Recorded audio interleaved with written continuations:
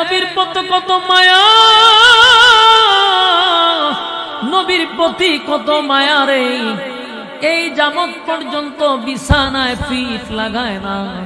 আল্লাহর নবীর যদি কষ্ট হয়, নবীর ডাক দিতে গিয়া যদি নবীর কষ্ট হয়ে যায়, নবীর যদি দাঁড়ানো লাগে, তাই আবু বকর বলেন আমি আর ঘুমাই নাই, প্রতিদিন দরজার সামনে দাঁড়ায় থাকি, কখন আমার নবী আমারে ডাক দেয়। জোরে কোন সুবহান।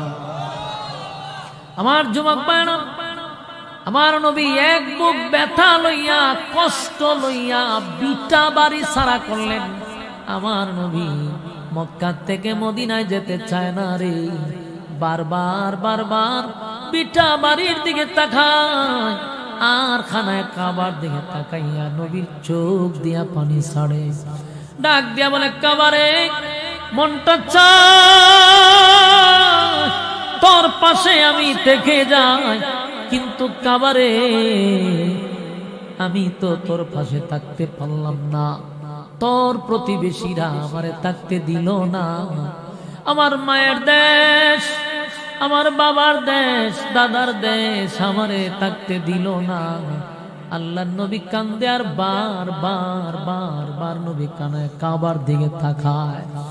নবীর সঙ্গে সাহাবীরাও কান্দে। আমার নবী কানায় কাবার দিকে তাকায় কান্দে রে। নবীর মন চায় না খানায় কাবা ছেড়ে দূরে কোথাও যাবে। আল্লাহর নবীর কান্না দেখে বনের পশুরাও কান্দে, কিন্তু বেঈমান আবু জাহেলরা নবীর চিনল না। বেঈমান আবু জাহেলরা চিনল না। মক্কার মানুষ আমার নবীর চিনল না, বনের পশুরা আমার নবীর চিনছে ঠিক কিনা।